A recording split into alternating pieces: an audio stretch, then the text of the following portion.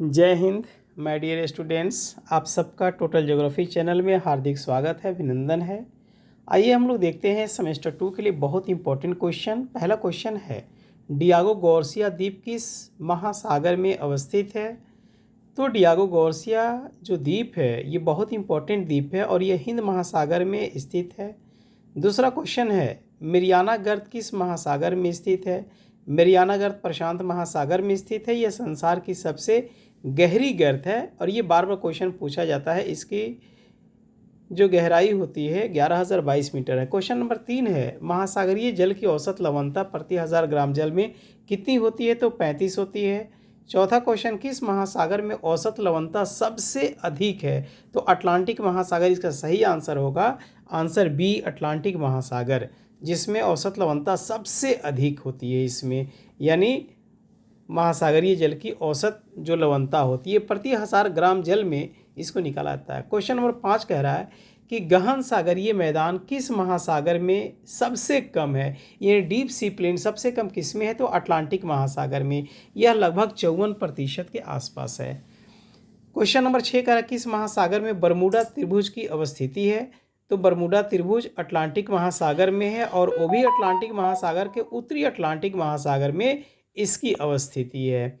जहाँ तक बात है आपको जो है कि उत्तरी और दक्षिणी अटलांटिक, तो ये विषुवत रेखा अलग करते हैं। क्वेश्चन नंबर 7 कह रहा है कि किस झील में लवणता का प्रतिशत सबसे अधिक है? तो वोन झील जो तुर्की का है इसमें लवणता का प्रतिशत सबसे अधिक है, यानी इसमें सबसे ज़्यादा लवणता इसमें पाई जाती है प्रतिशत की दृष्टि से। Answer B. क्वेश्चन नंबर 8, इनमें से कौन सा गलत जोड़ा है, यानी सही जोड़ा नहीं है, पेयर सही नहीं है? पहला है, प्रशांत महासागर में जापान स्थित है, बिल्कुल ये सही है। बी कह रहा है कि अटलांटिक महासागर मलागासी है, ये गलत है। अटलांटिक महासागर मलागासी नहीं है, बल्कि हिंद महासागर में मलागास्की है जिसको मेडागास्कर कहा जाता था। क्वेश्चन नंबर 9 कह रहा है कि प्रशांत महासागर में कुल कितने गर्त हैं? तो प्रशांत महासागर में टोटल 31 गर्त हैं, 31 गर्त हैं। Answer C. 6 हिंद महासागर में है, 19 जो है अटलांटिक महासागर में है और सभी महासागरों को मिलाकर टोटल 57 महासागरीय गर्त हैं, जिसको ट्रेंच कहते हैं। क्वेश्चन नंबर 10 कह रहा है कि संसार की सबसे बड़ी मीठे पानी की झील कौन सी है? तो सुपीरियर झील है जो यूएसए में है, यानी सुपीरियर झील संसार की सबसे बड़ी मीठे पानी की झील है। आंसर 20 का होगा। और कैस्पियन सागर संसार की सबसे बड़ी खारे पानी की झील है। तो सबसे बड़ी मीठे पानी की झील कह रहा है, इसलिए सही आंसर होगा सुपीरियर झील, यानी लेक सुपीरियर। आंसर बी होगा 10वें नंबर क्वेश्चन का, यानी संसार की सबसे मीठे पानी की झील है यही लेक सुपीरियर। क्वेश्चन नंबर 11 कह रहा है कि किस महासागर में मग्न तट और मग्न ढाल दोनों सबसे अधिक हैं? एक में है प्रशांत, 2 में अटलांटिक, 3 में हिंद, 4 में आर्कटिक। तो इसका सही आंसर होगा अटलांटिक महासागर में। इसमें मग्न तट और मग्न ढाल दोनों जो है सबसे अधिक हैं। यही वजह है कि यहाँ पर मछलियाँ जो है कि ज़्यादा पकड़ी जाती हैं, जैसे ग्रांड बैंक और डागर बैंक। क्वेश्चन नंबर 12 का, सुंडा गर्त किस महासागर में स्थित सबसे गहरी गर्त है? तो ये हिंद महासागर की सबसे गहरी गर्त का नाम है सुंडा गर्त। ये सुमात्रा द्वीप के नज़दीक स्थित है। ये हिंद महासागर की सबसे गहरी गर्त है जिसका नाम है सुंडा गर्त।